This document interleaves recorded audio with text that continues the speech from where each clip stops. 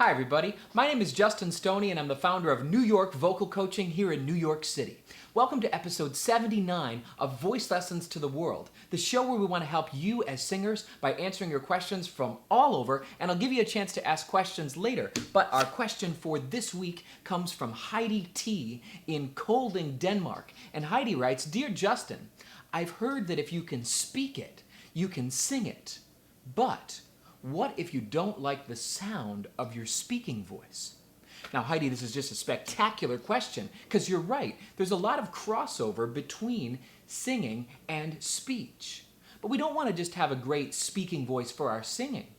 A speaking voice can be great for our social life, for our professional life, just our confidence as a person. It's really important to have that crisp, clear, healthy speaking voice. So today, we're going to look at some tips that will help you to get the speaking voice that you've always dreamed to have. Which is not that one. That's right. Tips, 7 tips that are going to help you to master your speaking voice. So the first one is identifying vocal tensions. So many of the issues with our speaking voice result from a tension in the physical body. So it's important to identify what those tensions are and work through them. First is just our alignment and our posture. A lot of times we sit at a desk or computer or piano all day and we get into this sort of slumping. Or we overcompensate by arching the back. You need to make sure that your spine can find that neutral, tall, relaxed alignment. Next is the neck. The neck can hold a lot of tension, particularly in the sternocleidomastoid muscles. Whoa, these long guys hold a lot of tension and they can really put pressure on the larynx and the vocal cords. So you want to be able to stretch side to side and up and around to be aware and eliminate some of that neck squeezing that we feel sometimes. Also, the jaw and the tongue. The jaw needs to be able to release just like this and also to be able to be moved.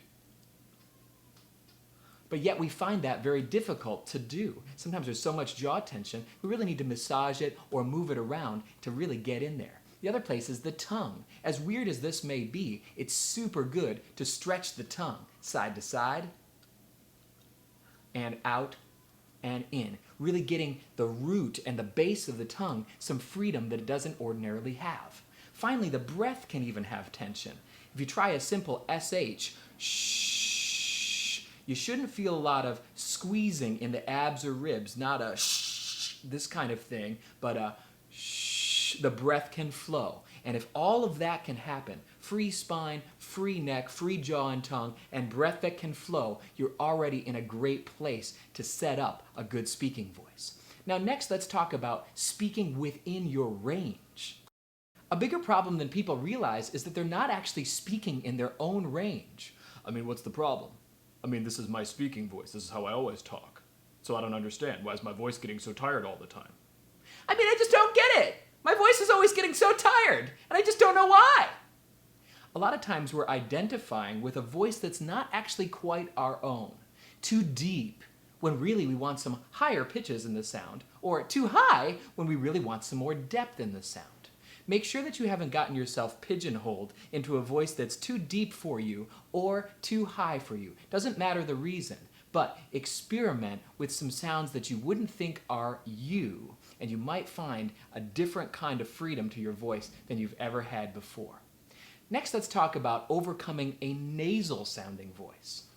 Maybe the biggest complaint that people have about their speaking voice, Heidi, is that it sounds too nasal.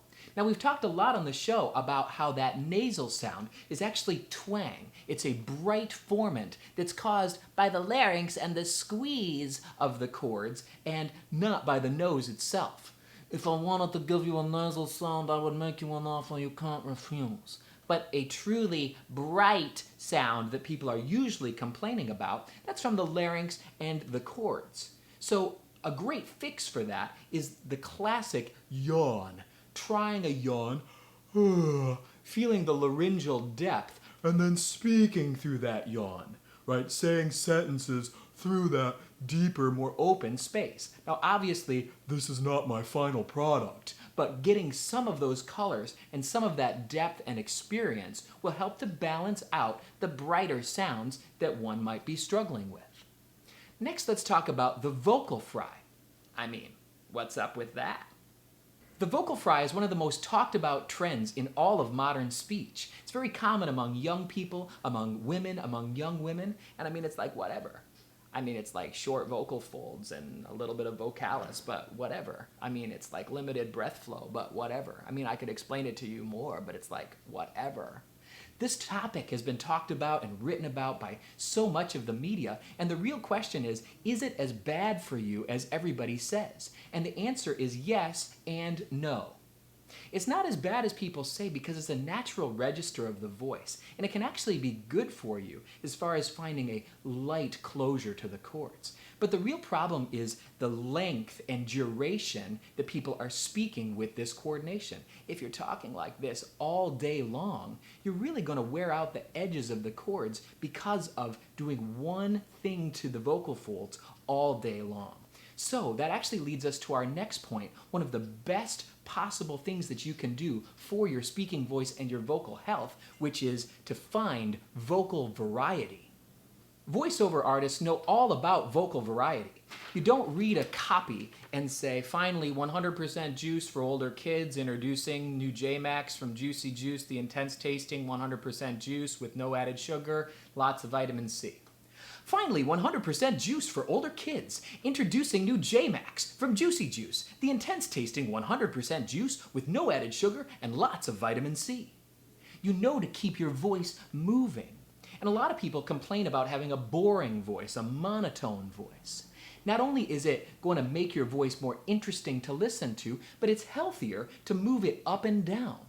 It keeps you in different vocal coordinations. We know this with our body. We don't want to be stiff and rigid. We want to stay moving, be agile, be flexible. That's good for our body. Same thing's true with the voice, keeping it moving throughout the day. It's one of the best things for your vocal health. And on that note, let's talk about some other vocal health tips for your speaking voice.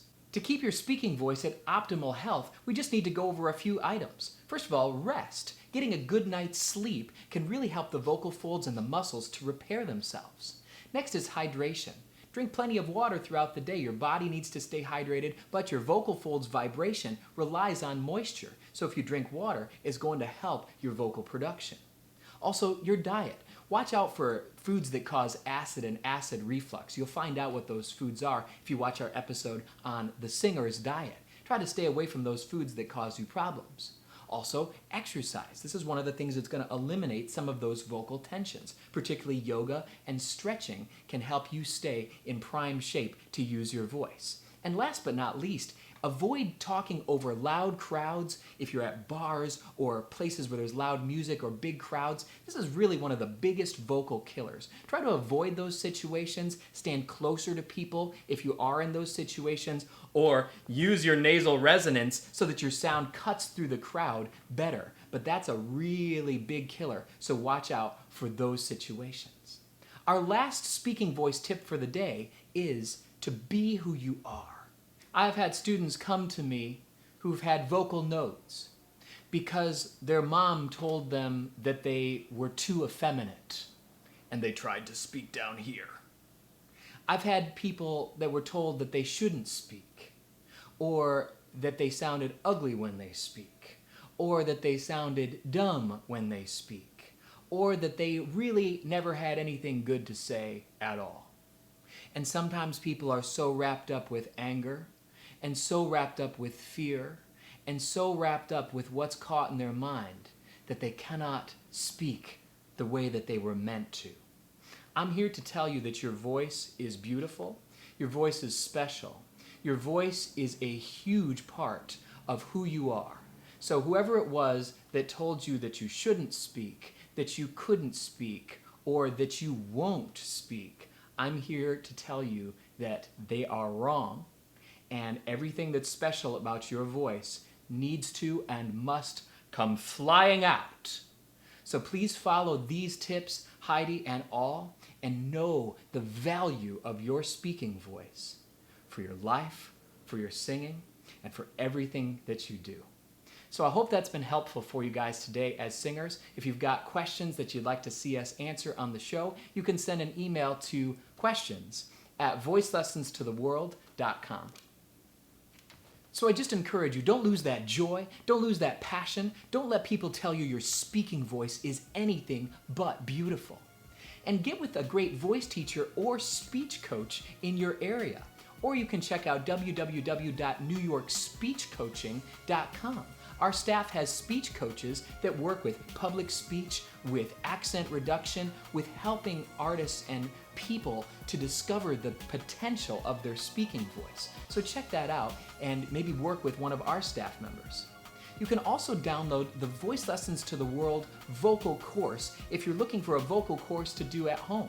This is a 12-part course that takes you on a journey from beginner to master, and you can find that at www.voicelessonstotheworld.com.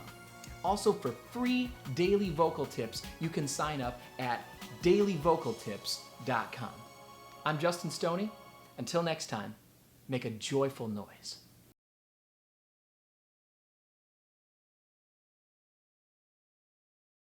Meow meow meow meow meow meow meow meow meow meow meow meow meow meow meow meow. But our question for this week comes from Daquan R. in Toronto, Canada, and Daquan writes, Dear Justin, I love your videos, but I wish you'd release a vocal course that I can do at home. Is there something like this in the works? Later, but our question for this week comes from Felicity M. in Santa Cruz, Aruba, and Felicity writes, Dear Justin, I've been told if I could sing Messa de Voce, I'd become